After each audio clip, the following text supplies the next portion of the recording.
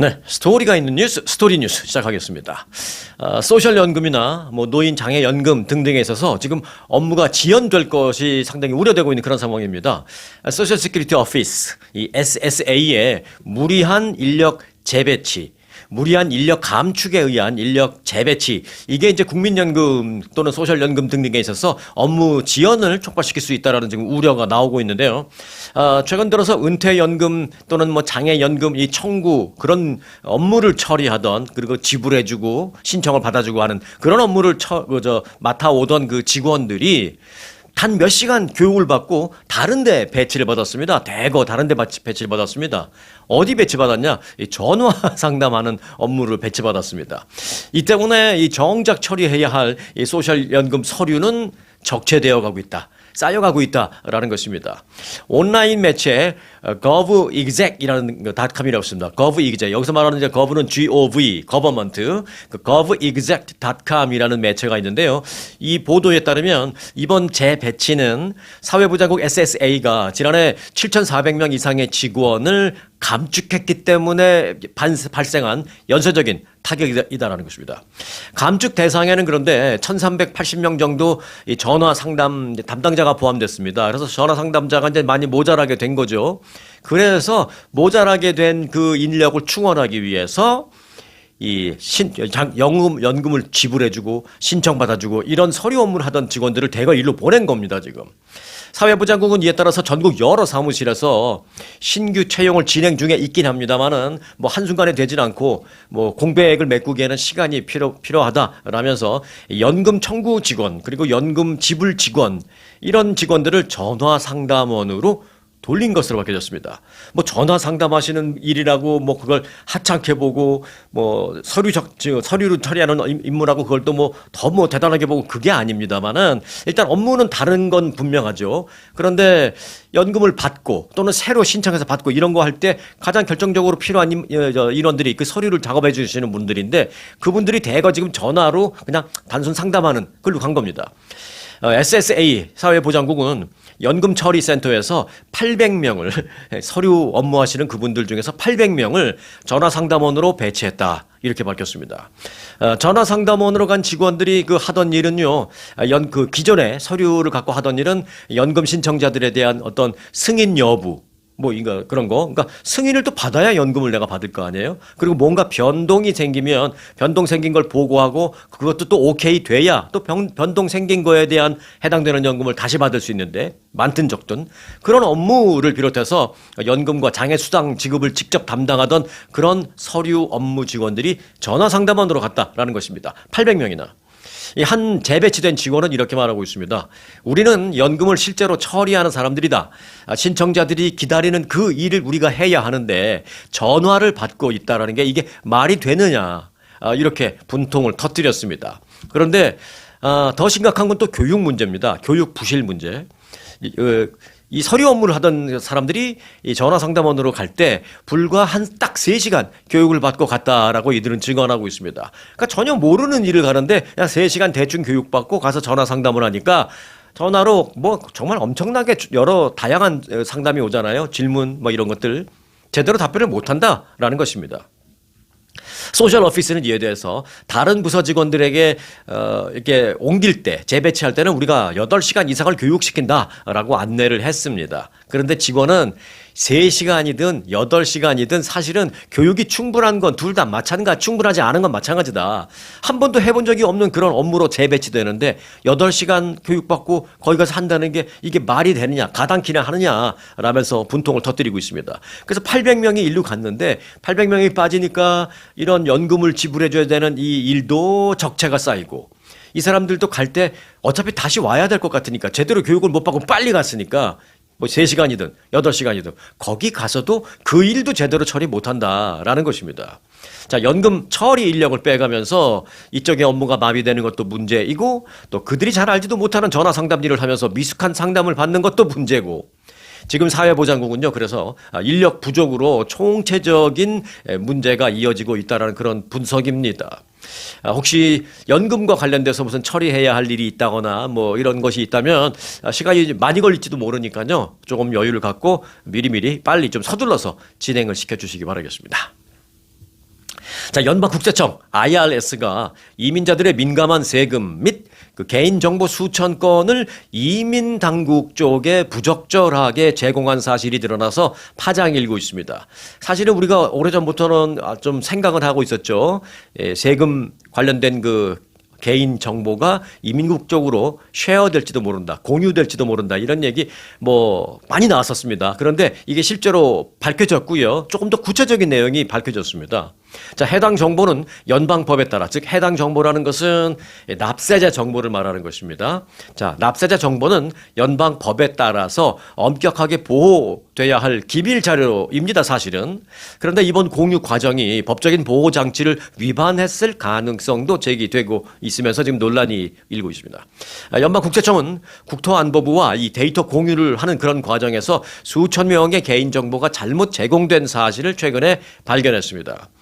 제공하면 안 되는, 또는 할 필요도 없는 뭐 이런 사람들의 정보도 제공됐거나, 아니면 필요 이상의 더 구체적인 정보가 제공됐거나, 이런 내용, 그게 밝혀진 겁니다.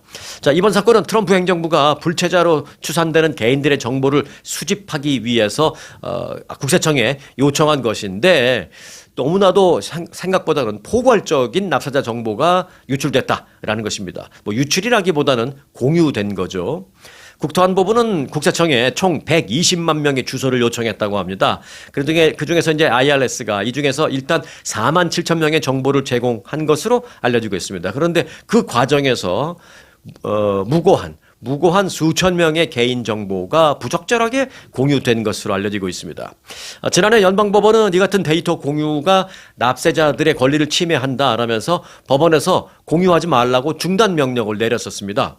법원에서 중단 명령 내렸으면 즉각 중지돼야 되는 거 아닌가? 네, 중단 명령을 내렸었습니다만은 연방 정부가 그 명령이 나오자마자 즉각 항소했어요. 그러니까 항소가 바로 제기되니까 일단 중단 명령의 효력을 잃은 거잖아요. 그래서 결국은 지금까지 정보 공유가 중단되지 않은 상태로 가고 있다. 이런 현재 상황입니다. 그중에서 부적절한 공유가 생각보다 많이 발생했다. 이런 상황입니다.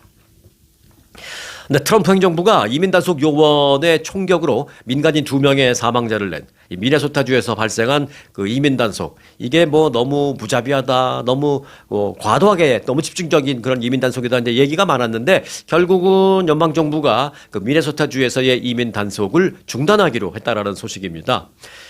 트럼프 행정부의 이민단속 총 책임자가 그 탐 호먼이라는 차르죠. 차르, 국경 차르. 네, 탐 호먼은 이렇게 말했습니다. 우리의 지금까지 노력으로 인해서 이제 미네소타주는 범죄자들에게 성역으로 여겨지던 그런 상태에서 많이 벗어났다 라면서 트럼프 대통령에게도 이 작전 종료를 건의했고 대통령도 동의를 했다라고 말했습니다. 그렇다고 뭐 지금 이 순간 바로 100에서 제로로 완전히 그렇게 된 건 아니고요. 순차적으로 지금 이제 인력이 감축되고 있는 겁니다.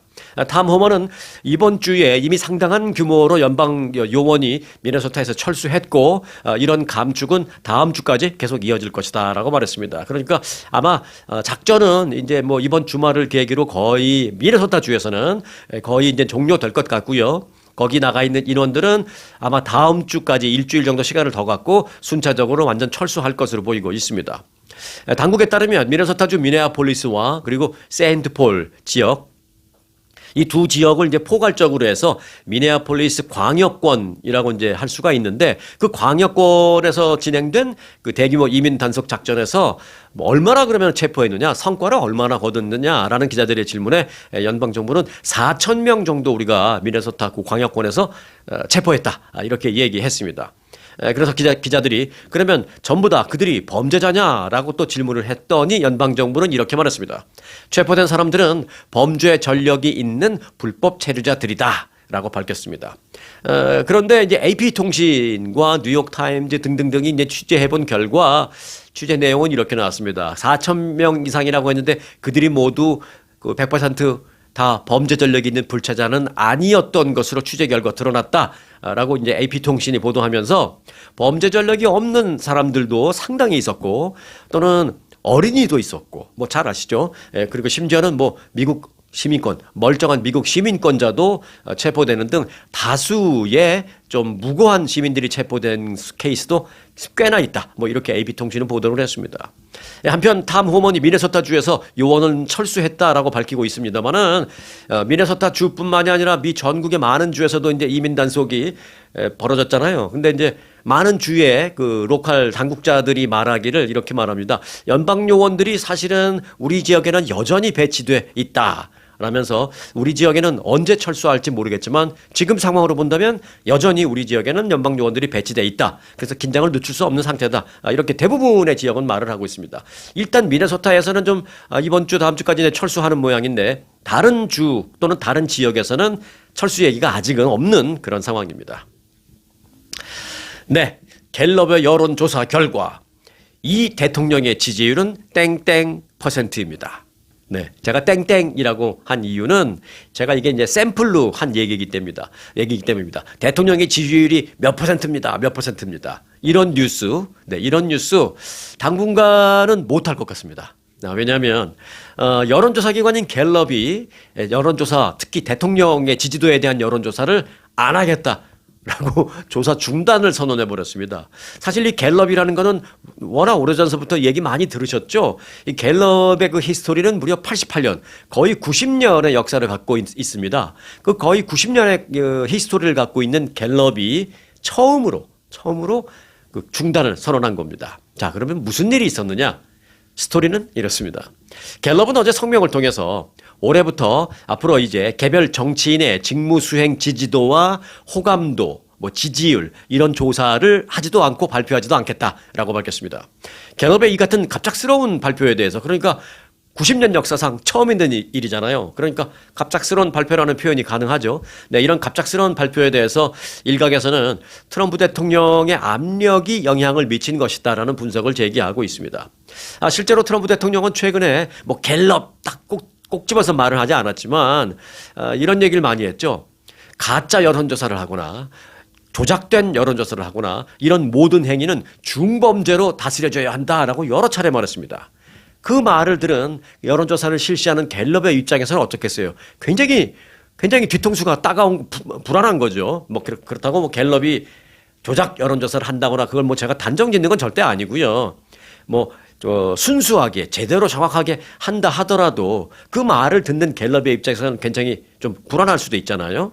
그래서 갤럽을 포함한 대부분의 여론조사에서 트럼프 대통령의 지지율이 요즘 좀 어떤가 이걸 보면 좀 상황 분석이 좀 가능할 텐데 트럼프 대통령의 지지율은 최근에 30%대로 매우 저조한 그런 상황으로 나오고 있습니다. 그래서 트럼프 대통령이 그런 낮은 지지율에 대한 보고를 받으면서 이거 어디서 한 조사야? 그럼 갤럽이 한 조사입니다. 예를 들어서 그러면 이런 어디서 이런 가짜 조사를 하고 있어? 어디서 이런 조작 조사를 하고 있어? 내가 30% 지지 말이 안 돼. 뭐 이렇게 할 수도 있죠. 예. 그러면서 여기까지는 이제 뭐 제가 한번 가상으로 생각해 본 거고 그러면서 실제로 트럼프 대통령이 공개적인 석상에서 그랬잖아요. 가짜 여론조사, 조작 여론조사 이런 건 중범죄로 다루어져야 된다라고 말했습니다. 그러니까 갤럽의 입장에서는 야 이거 우리는 나름대로 멀쩡하게 순수하게 한다고 했는데 트럼프 대통령의 그 기분에 안 맞으니까 야 이거 혹시 우리가 조작했다고 오해받는 거 아니야? 만약에 그렇게 오해를 받게 돼서 우리가 정말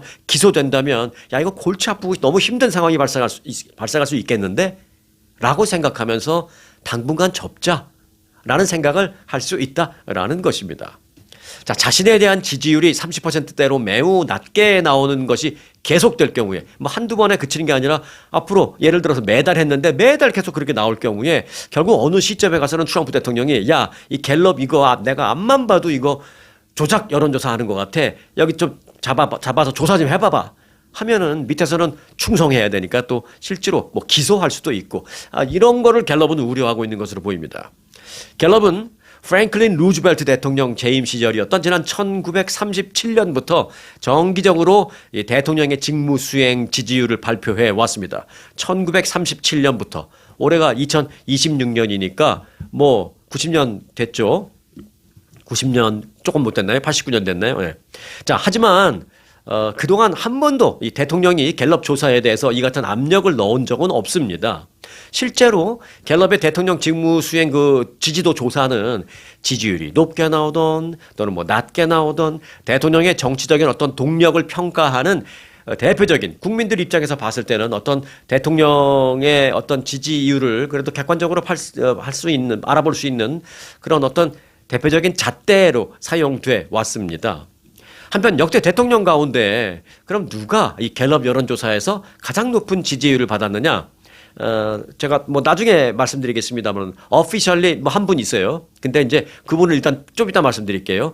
일단 존 F 케네디 전 대통령이 갤럽 조사할 때마다 거의 70% 넘는, 그러니까 평균 뭐 임기 말이 돼도, 그러니까 중간에 돌아가셨으니까 뭐 임기 말이라는 표현을 안 어울리겠죠. 여하튼 존 F 케네디 대통령이야말로 평균 70%가 넘는 굉장히 높은 그런 지지율을 받은 대표적인 대통령으로 기록되어 있습니다.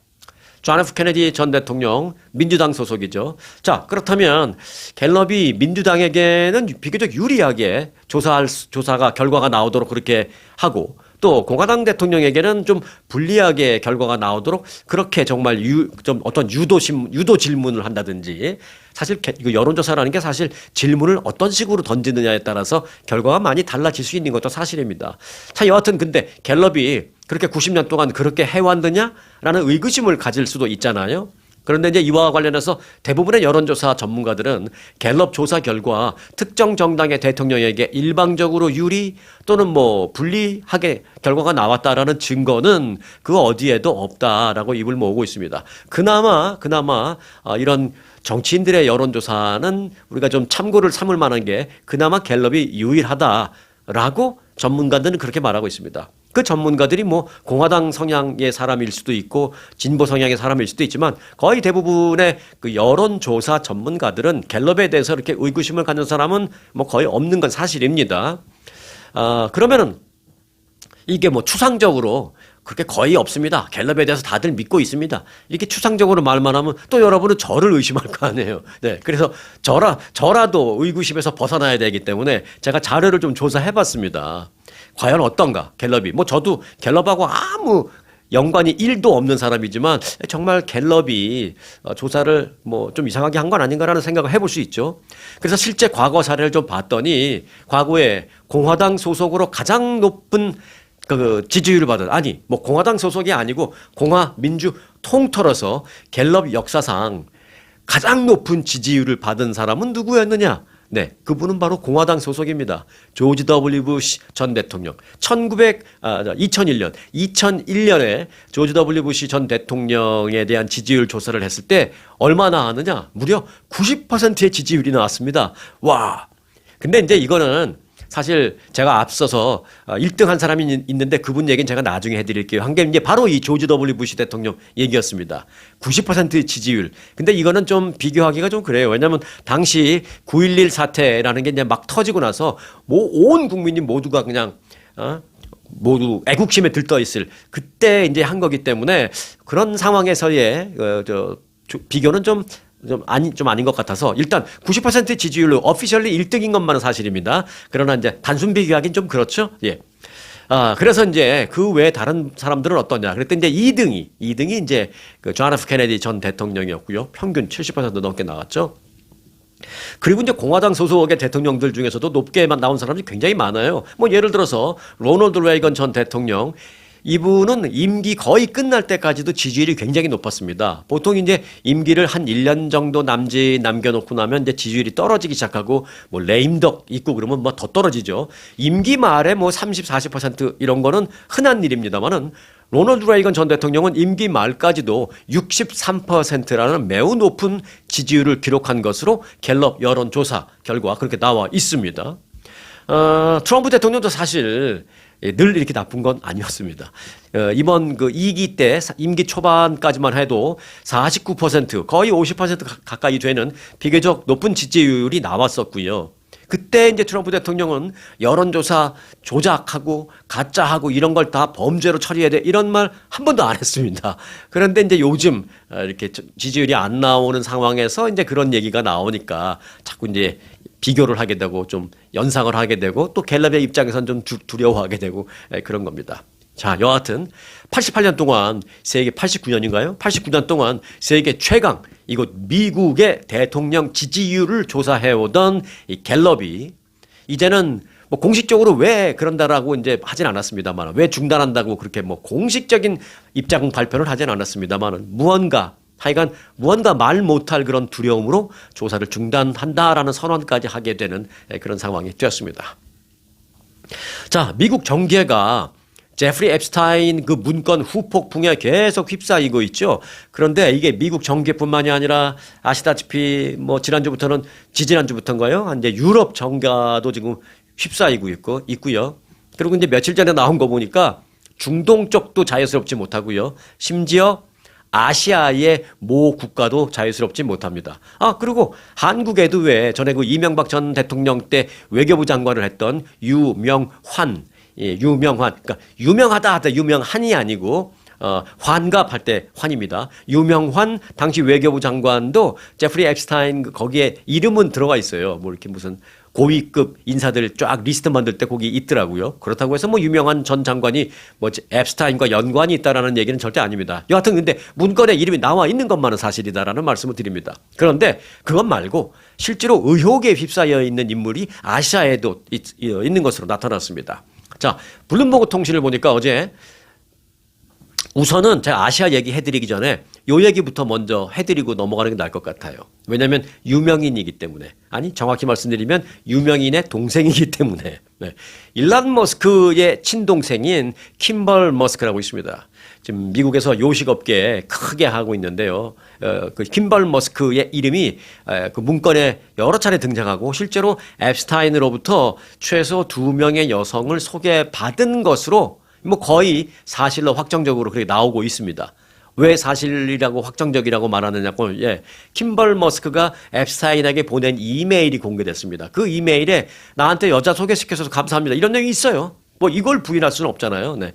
최근 연방 법무부가 공개한 300만 건의 그 앱스타인 문건을 분석한 결과 일론 머스크의 친동생 킴벌 머스크가 직접 앱스타인에게 여성을 소개해줘서 감사하다라는 인사를 보낸 이메일이 확인되었습니다. 킴벌 머스크가 지난 2012년 10월 앱스타인에게 보낸 이메일에서 오늘 참 즐거운 만남이었다. 제니퍼와 나를 연결해줘서 정말 고맙다는 내용이 들어 있었습니다. 그리고 또 다른 이메일을 통해서는 이런 말이 있었습니다. 지금까지 내가 그녀와 함께한 시간에 나는 만족한다. 라고 써 있습니다. 그러면서 그녀를 나에게 소개시켜줘서 고맙다. 뭐 이렇게. 그러니까 최소 2명의 여성을 소개시켜 준 것만은 맞는 것 같다라고 이제 사실로 거의 확인되고 있는 상황이죠. 한편 이제 제프리 앱스타인의 충격파가 이제 미국을 넘어서 유럽, 중동, 심지어 아시아까지 이제 가고 있다라는 그 얘기를 이제 지금 해드리겠습니다. 자, 뉴욕 타임즈에 따르면 이른바 앱스타인 파일에서 프랑스, 노르웨이, 영국, 그리고 이스라엘, 그리고 아시아에서는 너무 걱정하셨죠? 혹시 한국 얘기 나오나? 그건 아니고요. 아시아에서는 인도의 모 인사가 지금 들어가 있습니다. 자, 영국에서는 피터 맨델슨 전 산업장관이 앱스타인과 친분이 두터웠다는 사실이 밝혀지면서 그를 주미 영국 대사로 임명을 했던 키어 스타머 현 영국 총리가 지금 큰 정치적인 난관에 처해져 있습니다. 그리고 피터 맨델슨 지금 미국에 와 있는 영국 대사예요. 즉각 사퇴시켜라 막 이러고 굉장히 지금 항의가 심한 키어 스타머 총리에게 막 항의하는 그런 상황이 지금 영국에서 벌어지고 있고요. 자, 그리고 인도에서도 논란이 있습니다. 앱스타인이 보낸 그 이메일을 보면 인도의 모디 총리가 지난 2017년 이스라엘을 방문한 적이 있었는데 국빈 방문으로 그때 방문했을 때 그 인도의 모디 총리가 굉장히 의외적으로 상당히 분위기가 좀 경색될 것으로 많이들 걱정하고 그랬었는데 모디 총리가 가더니 이스라엘에 대해서 예상외로 굉장히 호의적인 그런 반응을 하고 그런 입장을 표명한 것에 대해서 많은 사람들이 그때 좀 이상하다라고 생각을 했었거든요. 그때 앱스타인이 중간에서 모종의 역할을 했던 것으로 나와 있습니다. 그 모종의 역할은 이제 조사를 해야 되겠죠. 자, 이에 대해서 인도 외무부는 여러 가지 의혹의 눈길이 있는 것으로 안다. 그러니까 예를 들어서 앱스타인이 이스라엘의 어떤 청탁을 받고 인도의 모디 총리에게 뭐 예를 들어서 정말 이건 뭐 예를 들어서 우리끼리 얘기입니다만 뭐 정말 여성을 소개시켜줬다든지 뭐 이건 100% 예를 든 겁니다. 그래서 분위기가 좀 뭐 부드럽게 된 건지 뭐 모르겠습니다. 그런 거를 의심한다라는 것입니다. 사람들이 지금 인도의 모디 총리가 연관됐다. 그리고 이제 그때 이스라엘 방문 호의적인 반응 뭐 이런 거. 그래서 그걸 의구심을 갖고 있는 것입니다. 그래서 인도 외무부는 어제 급하게 입장을 발표했습니다. 이거 웬만하면 이런 거 갖고 입장 발표하는 게 좀 그렇잖아요. 한 나라의 국가의 그 외무부 대변인이 뭐 여성을 소개시켜줬니 뭐니 여기에 대해서 입장 발표하는 것도 좀 우습습니다. 그런데 급하게 입장 발표를 했어요. 세간에 나돌고 있는 앱스타인과의 그런 친분설, 연관설 이거는 전혀 사실무근이다라고 짧게 해명을 했습니다. 그러나 인도의 야당 국민회의당이라고 있습니다. 그 인도의 야당인 국민회의당은 이 의혹을 단순한 한 줄짜리 해명으로 우리는 받아들일 수 없다. 진상규명이 필요하다. 우리는 이 진상규명에 지금부터 나서겠다라면서 지금 들고 일어난 그런 상황입니다. 그래서 이미 고인이 된 앱스타인 파일이 지금 아시아, 인도까지 충격파를 던지고 있는 겁니다. 자, 간단하게 프랑스 볼까요? 프랑스는 과거 문화부 장관 그리고 교육부 장관 등등등을 지냈었고 그리고 아마 아시는 분 이름 들으면 아시는 분 많을 거예요. 왜냐하면 지난 8, 90년대 때 프랑스뿐만이 아니라 세계적으로 좀 이 문화나 이런 것에 관심이 있는 사람이면 알만한 이름이죠. 8, 90년대 세계적으로 이제 문화계의 아이콘이었던 자크 랑이라는 사람이 있습니다. 자크 랑이 그 앱스타인 파일에 이름이 등장하는데 이 사람의 이름은 그럼 몇 번이나 등장하느냐? 무려 600번 넘게 이름이 등장하고 있습니다. 그래서 프랑스도 지금 완전히 문화계의 아이콘으로 추앙받던 그 자크랑이 완전히 지금 추락 일보 직전에 돼 있는 그리고 많은 국민들은 정말 충격을 받는 왜 안 그렇겠어요? 여러분 한번 생각해 보세요. 우리가 문학적으로 또는 문화적으로 이렇게 리스펙트를 오래 몇십 년 동안 리스펙트 했던 그 사람이 앱스타인하고 친분이 굉장히 두터웠었나? 아니 어떻게 이름이 6번도 아니고 600번이나 거기에 등장하지 하면서 어떤 그 의구심을 갖게 될 때 거기서 발생하는 뭐 최종적인 진실을 알게 된 건 아니라 하더라도 이미 거기서부터 우리는 심한 배신감을 느낄 수 있잖아요. 그래서 프랑스에서는 정말 자크랑에 대한 배신감으로 지금 충격이 던져졌다는 그런 얘기입니다. 유럽, 중동, 이스라엘 그리고 인도 등등등 이미 고인이 된 앱스타인 파일은 전 세계에 지금 충격파를 던지고 있는 상황입니다. 어찌 보면 이제 시작인 것 같은 그런 생각이 듭니다. 자, 최종적으로 추방 명령을 받은 한 사람이 미국에서 나중에 추방 명령을 거부하고 좀 뭉개고 살고 있다가 미국 시민권자와 결혼을 했어요. 그러면 어떻게 될까요? 시민권자와 결혼했으니까 미국에서 일단 가족은 띄어내지 않는 게 또 나름대로의 그 미국의 가치관이잖아요. 그러면 이걸 유예시켜 줄까요? 아닙니다. 판결이 엊그저께 하나 나왔는데요. 추방 명령을 받은 뒤에 이를 지키지 않고 있다가 미국 시민권자와 결혼을 했더라도 이는 추방 재심을 해달라라는 재심 청구할 수 있는 자격이 없다. 이렇게 판결했습니다. 결국 뭐예요? 계속 추방 상태라는 거죠, 너는. 자, 법원은 최근에 지난주 선고에서 추방 명령이 확정된 이후에 시민권자와 결혼했다라는 사실만으로 자신에 대한 신분 재심 청구 사유가 되지는 않는다라고 판시했습니다. 그러니까 재심해 주세요가 넌 재심할 게 뭐 있어? 넌 어차피 추방 명령 받은 상태 그냥 그 상태 그대로야. 무슨 재심 안 받아 이겁니다. 자, 판결문에 따르면 아밋 야다부라는 사람은 지난 2008년 입국 후에 비자 기간을 초과해서 체류를 했고요. 2013년 이민 판사로부터 추방 명령을 받았습니다. 그런데 그는 계속 안 나가고 뭉개고 미국 살다가 2017년에 미국 시민권자와 결혼을 했습니다. 결혼하자마자 잽싸게 자신의 신분에 대한 재조정을 요청한다라면서 사건 재심을 요청했습니다. 그러나 법원은 엊그제 추방 명령 이후 미국에 계속 체류하면서 그러니까 추방 명령을 어긴 거죠. 그 법을 어기고 체류하면서 그렇게 해서 형성한 가족 관계는 일반적인 예외적인 상황에 해당하지 않는다. 어떤 예외적인 상황이라는 게 모든 법엔 다 있잖아요. 그 예외적인 상황에 해당되지 않는다. 그러니까 이거는 심사를 다시 해볼 여지도 없다. 뭐 이렇습니다. 법원은 그러면서 즉각 추방 명령을 다시 발표를 했습니다. 출국을 거부할 경우에, 그러니까 지금 기준으로 너 지금 또 추방 명령 내리는데 또 추방 안 되고 나가지 않고 지금부터 또 안 나가고 계속 뭉개고 살 경우에 내 부인은 미국 사람이에요 라고 그러면서 계속 안 나가고 있을 경우에 하루에 $998 이렇게 벌금형도 내렸습니다. 사건을 종합해서 쉽게 말하면 이제 이런 거죠. 추방 명령을 받았으면 즉각 출국해야 출국을 해야 하는데 출국 안 하고 명령을 거부하고 남아서 애인을 만나고 그 애인과 결혼까지 했지만 명령 거부한 그 이후에 발생한 일에 대해서 법원이 그것까지 감안해 줄 필요는 없다라는 입장인 셈입니다. 자, 이번 판결은 추방 명령 이후에 결혼을 통한 구제 가능성이 있지 않을까라고 생각하는 많은 사람들, 그리고 앞으로 그렇게 생각을 할 수 있는 많은 어떤 그 가능성이 있는 케이스에 대해서 아주 매우 중요한 판례, 중요한 하나의 선례로 남게 될 전망입니다. 네, SNS가 여기서 SNS라고 하면 여러분 뭐 다 아시다시피 뭐 페이스북, 인스타그램, 뭐 그리고 사실 뭐 유튜브도 다 SNS의 통칭으로 됩니다. 그런 걸 이제 말하는데 SNS가 청소년을 중독시킨다라는 주장이 제기돼서 지금 재판이 시작됐습니다. 이번 주에. 그래서 그 재판에 기라성 같은 그 SNS CEO들이 한 명씩 증인으로 나오고 있어요. 자, 어제 처음으로 인스타그램의 CEO가 증인으로 나왔습니다.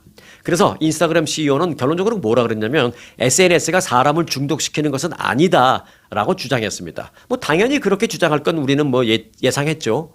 자, 그러면 그가 SNS가 사람을 중독시키는 것이 아니다라고 하면서 뭐라고 그렇게 그 논리적으로 근거를 댔는지 요거는 좀 재밌어서 우리가 한번 들어볼 필요가 있다고 봅니다. 자, 애덤 모세리라는 사람이 이제 인스타그램의 CEO인데요. LA 카운티 1심 법원에 어제 증인으로 출석해서 이렇게 증언을 했습니다. 임상적으로 말하는 중독과 문제가 있는 사용, 요 두 가지는 구분을 해야 한다라고 말했습니다. 다시 말씀드려 볼게요. 이분이 말한 걸 그대로 직역하면 임상적인 중독 이렇게 표현했습니다. 근데 요거 말이 좀 너무 약간 추상적이고 이해하기가 좀 그렇다면 제가 이렇게 바꿔서 표현해 드릴게요. 병원에서 말하는 것, 의학적으로 말하는 중독 증세, 중독 상태 이렇게 생각하면 됩니다. 그것과 무언가를 잘못 사용하는 것, 이것과는 분명히 구별을 해야 한다 이렇게 말했습니다. 쉽게 표현하자면 누군가가 무엇에 중독되었다고 해서 반드시 그 무엇이 중독성을 갖고 있다고 단정 지으면 안 된다라는 것입니다. 사용한 사람이 잘못된 방향으로 사용했기 때문에 중독된 그런 결과를 낳게 됐다. 그런 취지의 설명을 인스타그램 CEO가 한 겁니다. 자, 그런 이어서 나도 밤 늦게까지 집에서 넷플릭스 시리즈로 영화나 드라마를 막 보다가 내 아내에게 가끔 이렇게 말합니다. 씩 웃으면서 여보, 내가 오늘 완전히 넷플릭스 중독됐나 봐. 이걸 뭐 끌 수가 없네. 이렇게 웃으면서 본인도 그렇게 말을 한 적이 있다라면서 그렇다고 내가 말한 그게 의학적으로 말하는 중독에 걸렸다라는 의미는 아니지 않느냐. 이렇게 말했습니다. 굉장히 그 이해하기 쉽게 현실적인 증언을 한 거예요. 흔히 말하는 어떤 뭐 약물, 뭐 또 무슨 뭐 도박 중독 이런 것과 그런 의학적인 치료가 필요한 의학적인 치료가 필요한 그런 중독 개념과는 다른 개념으로 말을 한다라는 것이죠. 기업이 의도적으로 중독을 유발한다라는 그런 지적에 대해서도 이 모세리 CEO는 인스타그램에서 더 많은 시간을 쓰면 기분이 좋다라는 그런 사람들도 있다. 그런 일도 분명히 있는데 왜 그 사람들 케이스는 말하지 않고 여기서 잘못 사용해서 잘못된 그런 사람들의 얘기만 갖고 이걸 잘못됐다고 얘기를 하느냐. 이걸 통해서 해피해하는 사람들도 많다. 이렇게 얘기했습니다. 상당히 쉽게 그 현실적인 논리로 지금 증언을 했어요. 제가 봤을 때, 재판부가 조금 여기에 흔들리지 않을까라는 생각을 들 정도로 굉장히 쉬운 표현을 썼는데 이해하기가 너무 와닿죠. 네. 자, 이 소송은 그럼 재판 왜 진행되고 있느냐? 20살의 여성 케일리 GM이라는 여성이 자기가 어린 시절에 SNS를 너무 많이 해서 그 SNS 중독으로 인해서 불안증, 우울증, 그리고 신체적인 장애 등을 얻게 됐다라면서 그런 걸 만든 IT 기업에 책임이 있다라면서 이 소송을 걸어서 재판이 시작된 겁니다. 케일리는 6살 때부터 이 SNS를 사용했다 그래요. 6살 때부터 인스타그램, 텔레그램, 그리고 페이스북, 또 유튜브 이런 걸 계속 너무 많이 하기 시작했고 11살에는 인스타그램을 너무 많이 하면서 그 이후에 스냅챗 새로운 게 많이 나왔잖아요. 그 후에 또 틱톡 이런 걸 지나치게 많이 사용했다가 일종의 막 중독 상태에 걸린 듯한 그런 신체적인 장애 또는 정신적인 장애 이런 걸 얻게 됐다라는 것입니다. 자, 그래서 이제 인스타그램의 CEO가 지금 인스타그램 많이 해가지고 잘못됐다고 그러니까 내가 나갈게. 그래서 이제 어제 나와서 재판장에서 앞서 말씀드린 그런 얘기를 한 겁니다. 자, 그리고 다음 주에도요, 아주 흥미로운 증인들이 많이 나옵니다. 다음 주에는 마크 저커버그, 이 페이스북을 만든 마크 저커버그 CEO가 18일 날 출석할 예정이고요. 그리고 그 다음에는 유튜브. 여러분이 지금 보고 계시는, 네. 지금 유튜브의 CEO가 닐 모한이라는 사람입니다. 네. 닐 모한 유튜브 CEO도 다음 주에 법원에 증인으로 출석할 예정입니다. 그들이 또 뭐라고 자신들의 입장을 대변하는 얘기를 증언으로 할지 그 얘기 굉장히 흥미로우니까 제가 또 그 얘기를 또 여러분들에게 전달을 해 드리겠습니다. 자, 새해 들어서 미국의 주택 거래가 예상 밖으로 급격히 좀 감소한 것으로 나타났습니다.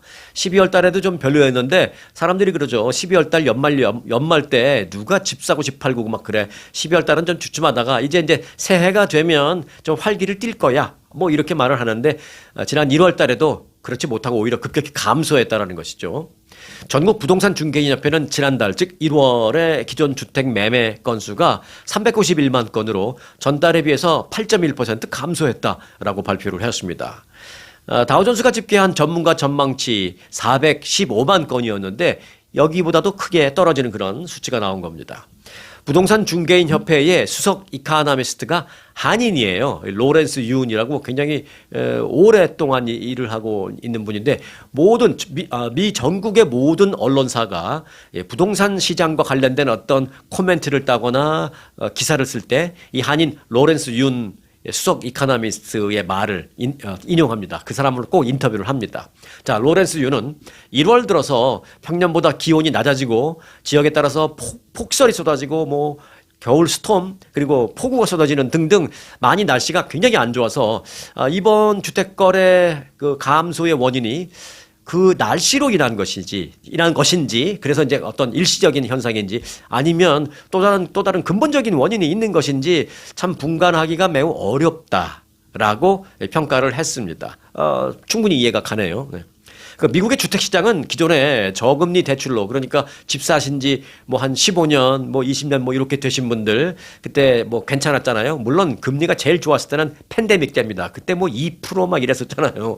와, 그때 집 사시는 사람들은 지금 집을 팔고 이사를 가려고 그러면 못 갑니다. 왜? 그때 2%로 집을 사신 분은 예를 들어서 뭐 집 가격에 따라 다르겠지만 정말 그냥 뭉뚱그려서 얘기를 한다면 그때 집을 사서 한 달 페이먼트가 예를 들어 뭐 3,000불이라면 지금 그 집 물론 올랐겠지만 뭐 다른 집도 올랐겠죠.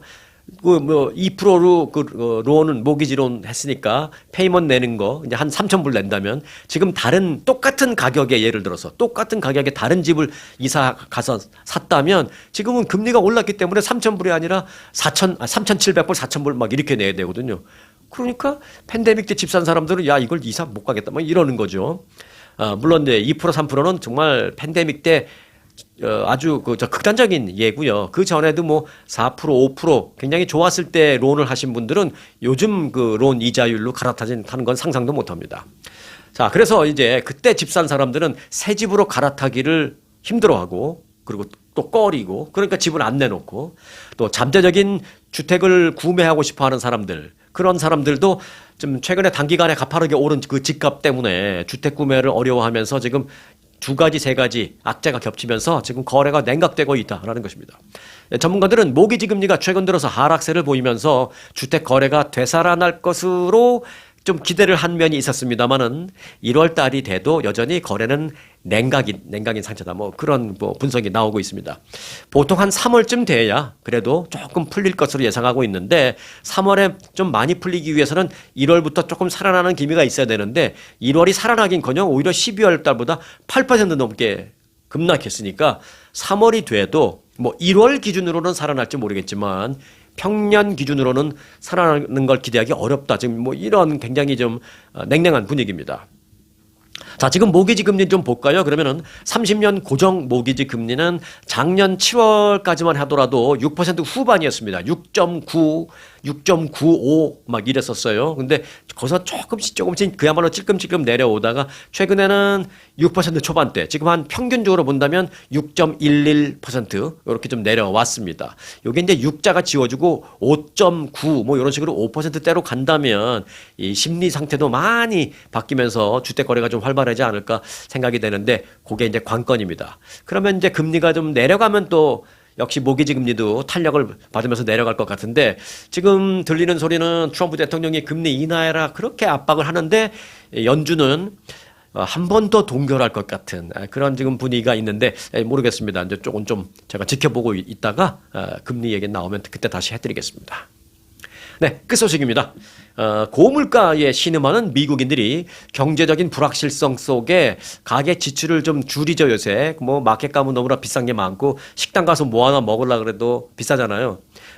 타 지역에 계신 분들은 어떨지 모르겠습니다만은 LA 코리아타운을 기준으로 한다면 한 20년 전에는 짜장면이 뭐 9불 99 막 이랬어요. 9불 99. 20년도 아니고 한 15, 16년 전에 9불 99 막 이랬습니다. 지금은 짜장면도 뭐 물론 싼 집도 있지만 평균적으로 본다면 한 16불 정도 하거든요. 그러니까 이제 6, 70% 가격이 오른 거죠. 또 설렁탕 하나도 전에는 뭐 10불이면 먹었는데 요즘은 아이고 19불 99. 19불 99 이래요. 그럼 19불 99는 뭐예요? 20불, 1센트 모자라는 20불이잖아요. 설렁탕 한 그릇. 어찌 보면 설렁탕이 뭐 몸에 좋고 좋은 거지만 그냥 어찌 보면 쉽게 보면 서민 음식이라고 말할 수 있잖아요. 근데 그 설렁탕 한 그릇 먹는데 20불씩 되는 거죠.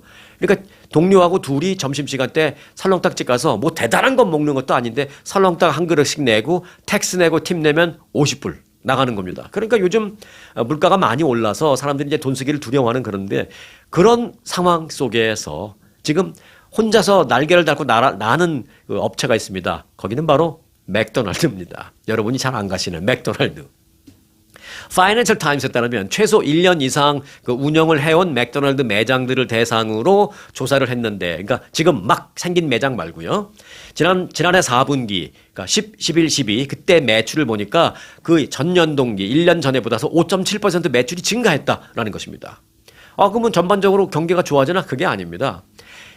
다른 레스토랑 업계의 경우에는 1년 전에 벌써 다 매출 감소를 겪는데 유일하게 맥도날드만 매출 상승을 겪고 있다는 것입니다. 자, 이와 관련해서 맥도날드의 CEO 크리스 캠프친스키 CEO는 이렇게 말했습니다.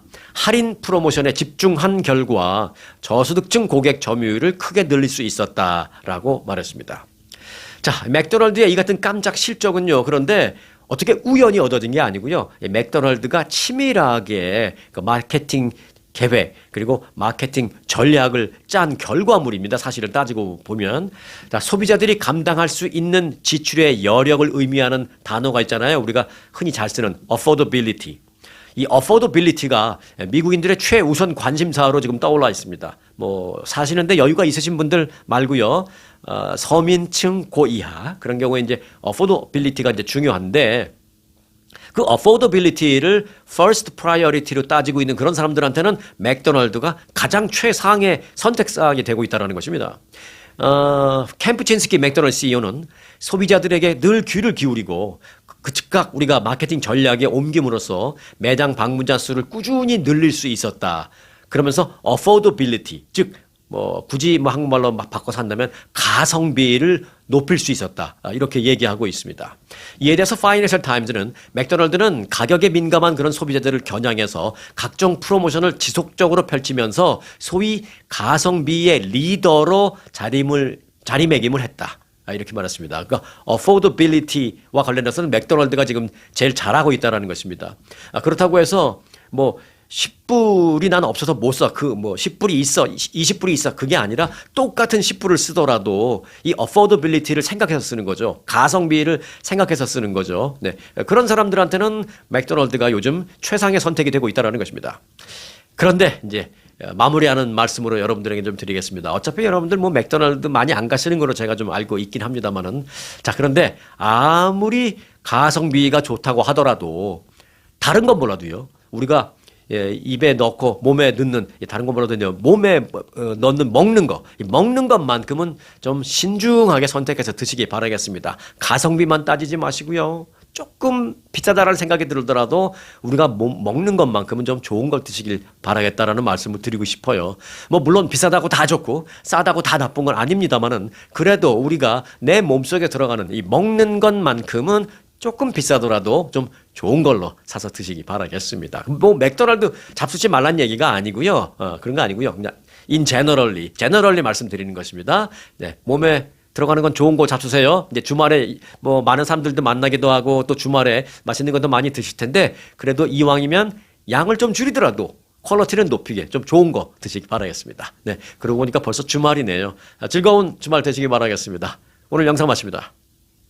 아주 특별한 아주 즐거운 아주 기분이 좋은 아주 편안한 아주 행복한 아주 추억의 남을 같은 코스 같은 일정이라도 추억은 차이가 납니다. 고객 만족도 1등 아주 투어. 내 인생 최고의 순간 1등 여행 아주 좋은 아주 투어 아주 좋은 213-388-49